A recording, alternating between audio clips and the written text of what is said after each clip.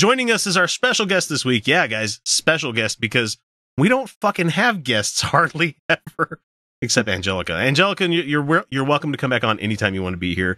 We have Aaron Rabi. We have Aaron Rabi from the Embrace the Void podcast and Philosophers in Space. And before we continue on and on and on, Aaron, go ahead and give us an introduction about what those shows are about and who you are, if you wouldn't mind. Sure. I teach philosophy when I'm not podcasting at the undergrad level, and I do a lot of ethics work and a lot of trying to make philosophy accessible.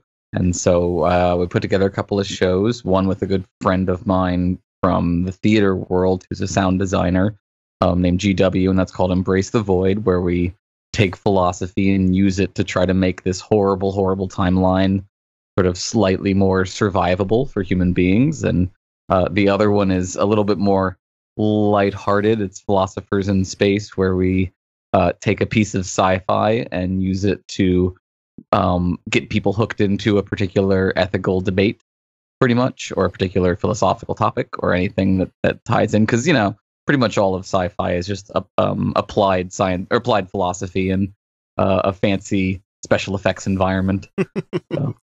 Now, what's your take on the David Lynch Dune? I'm really interested to hear this from you. Oh, God, how much time do we have? Right, how many all night, gentlemen? We have all night. we did 3 episodes on Dune for Philosophers in Space, and the short answer is it is a turgid masterpiece where I desperately love it, but respect everyone's critiques of it in every way. You know, there are things that... I mean, on a side note, turgid is not a word that's used nearly enough anymore. And it should be used almost constantly when talking about Dune, both the book and the David Lynch movie. I love that David Lynch eventually went back and turned it into an Alan Smithy film. The extended version. Did he take his name off the extended version? Oh, okay. Mm-hmm. Because it is, you know, it's a fascinating thing to watch if you're obsessed or really into that universe, because there's a lot of weird extra stuff included in it. Yeah. But you're like, yeah, I can see why you'd cut some of those things. I do. I love that movie, but I found out, adore that movie. My friend showed me his VHS copy of the extended edition that he had a long time ago. Is it like 3 tapes?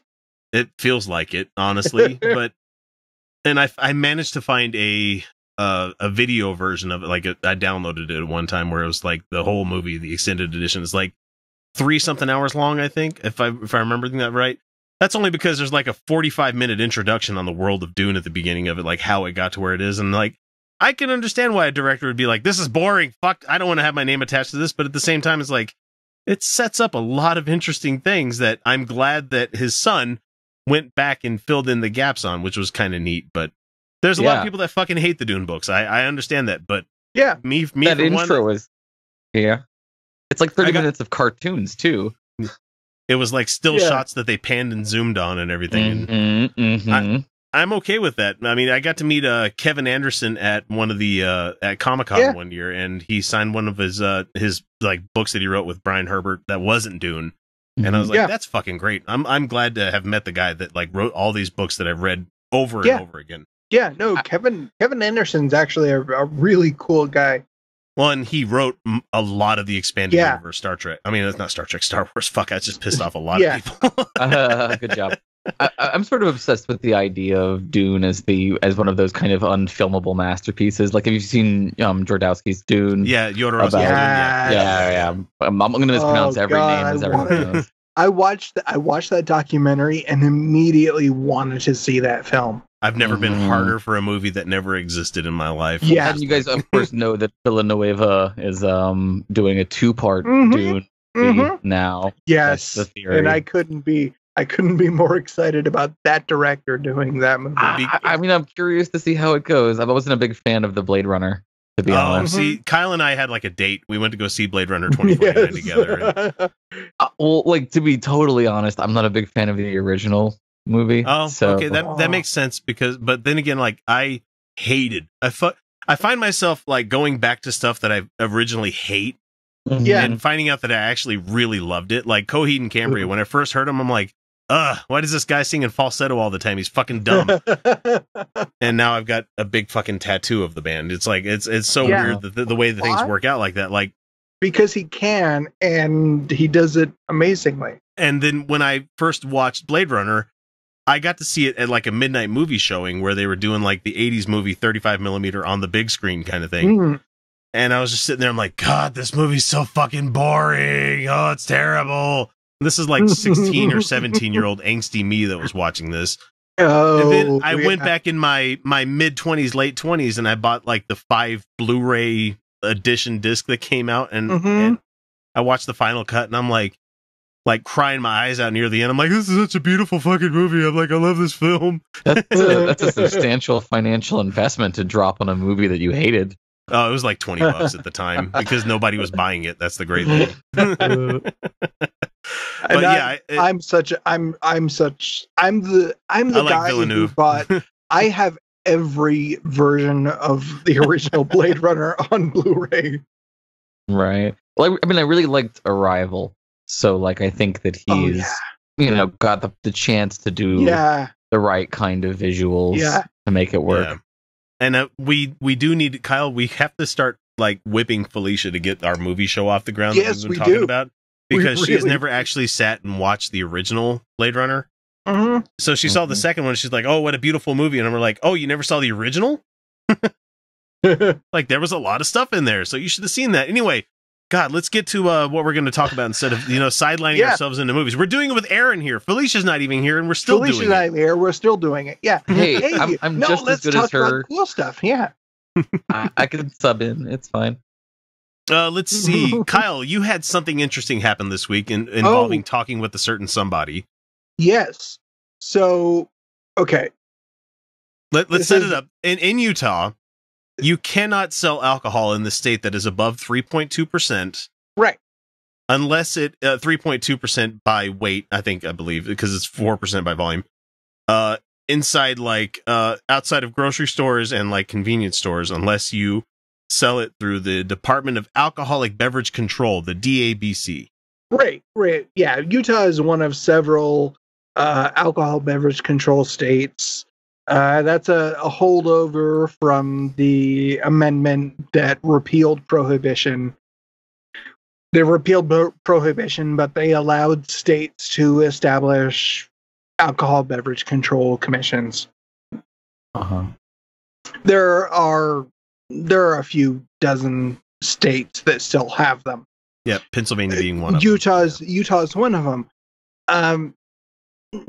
There's a long history of the Utah Department of Alcoholic Beverage Control being really shitty.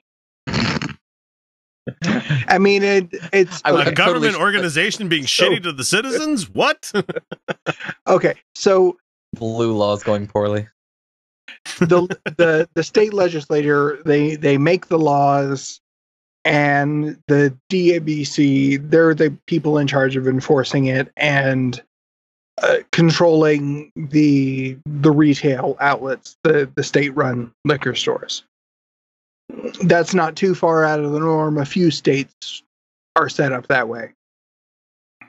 That's where I got these great beers this week.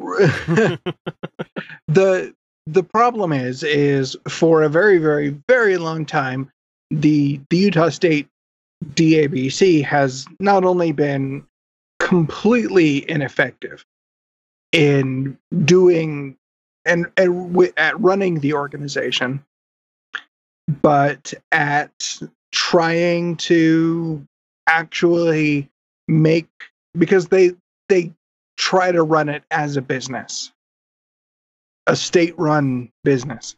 Mm-hmm. But they've been completely ineffectual. They don't give a shit. Well, it's because it's normally ran, the Department of Alcoholic Beverage Control is ran usually by people that are non-drinkers, or yes, not even so much non-drinker, have, but teetotaler, like the people that don't want anything to do with alcohol at all. Yeah, a whole lot of them, yes, historically have. But they've been kind of trying to fix that so that people who have a knowledge of how these things should work, or at least you Is know, this a the story about passing people who knowledge. just can't sell liquor? Is that really what we're talking about here? It's like Kind of. right. but- There's like people who couldn't win running a casino. Basically. Yeah, Uh-huh. they fuck up but- consistently selling liquor Fuck in it, a state yeah, where people want consistent. liquor. It's You mean been- a state? You could just say a state. but they just appointed a new commissioner to the DABC, and so the story goes the local reporter who covers the DABC pretty regularly reported the new commissioner was out, and for some reason it was a something to note that she was not a drinker. Oh, you mean Ben Winslow from Fox 13 News? Sorry. Yes, He's yeah. a local Twitter celebrity because he fucking posts all the news there. It's really cool. He's great. No, Ben's actually fantastic. Yeah. But that was part of the release from the state that she wasn't a drinker. So he posted that, and then he later clarified that she wasn't a drinker not for any particular reason, but just because Not any puritanical reasons. So this is not for any puritanical reasons, but because she just doesn't particularly like it. I'm excited by this inversion. You're saying there's a job where not being much of a drinker is the thing that's sort of pointed towards as a problem. Like you need to be hitting the sauce a little bit more if you're gonna hold They down this should. job, buddy. You know, I personally think they should, but that's just me. I think it should be a condition of the Right. job where you get soused at least like once a month, where you're like, I they understand the strife of my fellow I understand. Utah. I understand. I think if they're having trouble selling alcohol, maybe they could make that the condition of every job. Just saying, like, get a little government stimulus in there. Right. so this is all on Twitter, and this is all like this was what, Friday? Yeah, I believe it was Friday when you brought it up. this was Friday when I brought it up. So this was the Friday news dump. Ben posted this on Twitter like he always does, and then her name's Jacqueline. She like tweets a reply to Ben to say, "Hey, to clarify my statements on not being a drinker." She's like, "I don't like it. I have drunk, but I just don't like it. But I am a consumer because I keep it in my house. I buy it for my friends and Buy it for my kids and my Right. dogs and my cat. for sure I buy No, I buy it no, for- really, people. I'm drinking. I'm drinking around other people. It's fine. I'm a drinker. I'm a social drinker, not a crying in my basement I buy drinker. it for other people. You know, I saw that and I was like, I said the same sure. thing, and I didn't Okay. get a job. It's really weird. I feel like I should have applied for this thing. Like, So being bored at work, I'm like, okay, I'll tweet a like snarky reply to the new DABC commissioner. Like, 'Cause yeah, that's what- sure. So as That's a what you fucking do consumer- on Twitter. Yeah, that's what you do. Like, hey, I am also a consumer. Hey, are you guys going to look at the fact that it takes like an hour and a half to like wait in line at a liquor store because you have like one every 30 miles here? that's your first. My first question would have been: so Goldschlager or Jaeger? Oh If you- god, if you- Goldschlager. You're starting out the night, right? You're doing like about Just want to see what kind of consumer you are. Yeah, what kind of consumer? What's your first shot? Do you go for the Popov or the Bartons first? Right? Are you more of a like bourbon neat, or are you like? Do you want like a little bit of scotch? Or are you a Fireball drinker? Wow. Fireball or Evan Williams Fire? That's what I really Fireball want is to know. horrifying. It is. But so I, send off that, okay, it's a she's a public official for the DABC. There's no way she's even going to acknowledge this. But sure, whatever. I've got time to kill. But she sends me back a message like, yeah, that's like one of my goals, to look into the fact that we're like way underserving this population. And he's like, hey, let's talk. So You're like, get the fuck out of here. I'm like, You mean like like, oh, okay. So I send her a message like, well, like, here's a bunch of other questions I have. Whatever. So like 5 minutes later, I'm on the phone with her. And Twitter is weird. It's very, very weird. She's currently in Washington, D.C. So she's like, hey, I've got like a 30-minute drive from Arlington to the U.S. Capitol for a meeting. Give me a call. I've got time to talk. Like, one, that's fucking weird. Two, that's also really fucking awesome that Kyle from the Utah Outcasts got to fucking talk to the DABC commissioner. We've been bitching about this organization for 3 fucking years, and all of a sudden we have an inroad with them. What the fuck, man? So, sure. So she sends me her cell phone number. Sure. Fine. So I wind up talking to her for like almost 30, 45 minutes about like what the DABC can actually do to report all of this stuff back to the governor and the legislature. And like, nobody's ever talked about the fact that all of these people are underserved. Like, nobody's ever probably pointed out the fact that, you know, half of your consumer base just goes across state lines because it's an hour away. And it's more convenient to drive an hour out of state to buy liquor than to deal with the bullshit on the inside of the state. Like, because, and I talked to her, I said, hey, they make these laws. You know, they make these laws to curtail consumption. Mm-hmm. But that doesn't work because it is literally more convenient to just drive to another state where it's easier and cheaper. So it's easier and cheaper for people to commit a felony than just driving and waiting in line at a store. At least, like, you're talking to someone who's stuck in Washington traffic at that point, right? Like, if it takes her half an hour, like, you have a really useful object lesson, and like, this is literally how long it takes someone to buy alcohol. Like, how you doing over there? Like, what kind of alcohol are you going to pick up from the Capitol building when you get there? Is it going to be Goldschlager or Jaeger? There was literally a point in the conversation. There was literally a point in the conversation where she's like, "Hold on a second, please. I've got to talk to the Capitol Police about where I can park." Jesus. Yeah. Okay. So it's interesting that you have the dialogue started. Maybe. I mean, just this is a big fucking maybe. Well, we can't do it on a Saturday night at 11 o'clock at night, but maybe we could get her on the phone one of these days and be like, "Hey, let's talk." You know? No, I've got her phone number, and after our conversation, she said, "Hey, after my first like official meeting with the commission and everything, I'm gonna give you a call and follow up with you and like try to figure out how to get things going." I said, hey, just so you know, I've got a bit of an audience. So if you need like people to provide feedback, like I'm pretty sure I'm kind of somebody. I can help you get people.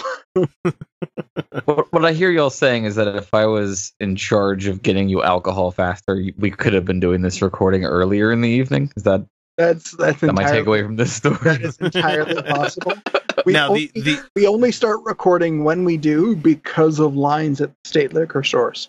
That's okay. That is fair. So you did explicitly explain to me that you had to go buy alcohol, and that was right. I didn't realize that was a big because I walk down the street it is I can walk up 2 blocks in any direction and buy varieties of alcohls.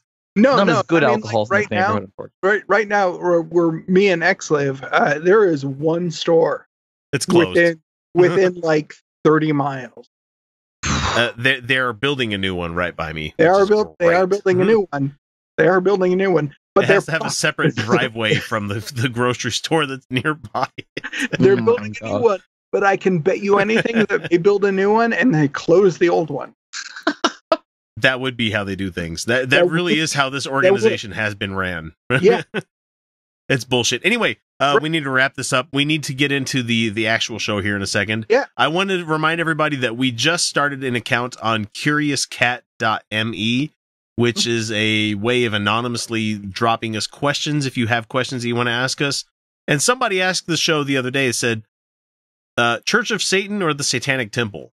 Oh, the Satanic Temple. I mean, all the way. I went full bore and I'm said, yeah, they have the 7 tenets that are better. And it's like, the only problem is that Church of Satan and now TST are starting to get a little bit of baggage assigned to them, you know? Yeah, a true. bit, you know. Bit. So at least the 7 tenets are at least somewhat decent to live by, I would say. They got the two of them got in a fight on my Twitter mentions at one point about which one of them is the right one. That's not really so surprising. Funny. No, it seems like it's fairly common. That. Infighting within the Church of the Satanic groups. I fucking love it. It's so 2018. It's like the Satanists are disagreeing with each other over fundamental beliefs. Splitters. But they're not even like disagreeing over fundamental beliefs. No, it's like the People's Front of Judea versus the Judean People's Front. Right. They're like disagreeing over terminology. God damn it, it's so funny.